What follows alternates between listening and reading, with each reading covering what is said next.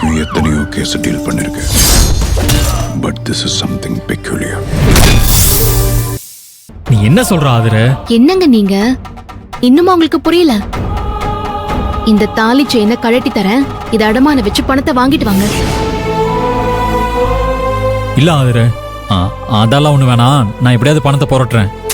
எப்படி புரட்டுவீங்க? யார்கிட்ட கேப்பீங்க? சும்மா பிடிவாதம் பிடிச்சிட்டு இருக்கிறதுல எந்த பிரயோஜனமும் இல்ல சொல்லிட்டேன். பிராக்டிக்கலா யோசிச்சு பாருங்க.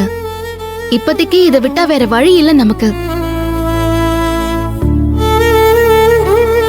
இங்க பாருங்க, ஒன்னும் யோசிக்காதீங்க. இந்த தாலி செயினை அடக வச்சீங்கன்னா எப்படியாவது 2 லட்சமாவது கிடைச்சிரும். அதுல 1 லட்சத்தை வச்சு கடனை அடைச்சிட்டு இன்னொரு 1 லட்சத்தை வச்சுட்டு ஒரு 3-4 மாசத்துக்கு குடும்ப செலவை எப்படியாவது சமாளிச்சிடலாங்க.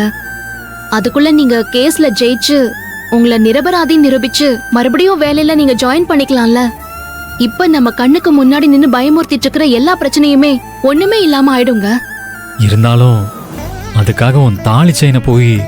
இங்க பாருங்க, தங்கங்கிறது நமக்கு ஒண்ணு ஆபரணம் கிடையாதுங்க. இப்படி ஆத்திர அவசரத்துக்கு கை கொடுத்து உதவுற ஒரு அடமான பொருள், அவ்வளவுதாங்க. இந்த நேரத்துல தாலி அதுன்னு பெருசா சென்டிமெண்ட் எல்லாம் பேசி ஃபீல் பண்ணிட்டு இருக்க கூடாதுங்க. நான் சொல்றத கேளுங்க. இந்த தாலியை என் கழுத்துல கட்டுங்க. ஆதிர, வேணாம். பொடிங்க, கட்டுங்க.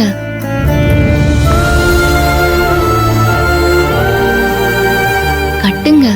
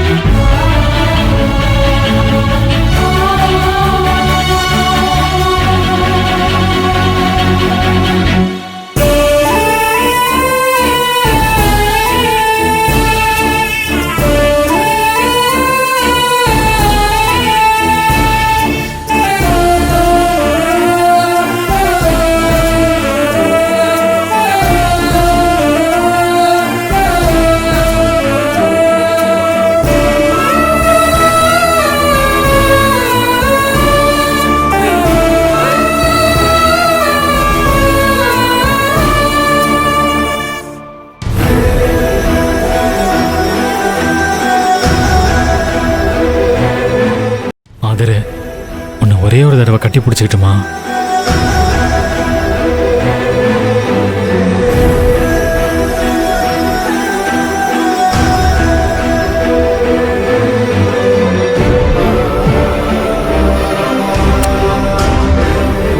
உங்களுக்காக நான் இருக்கேன், சரியா?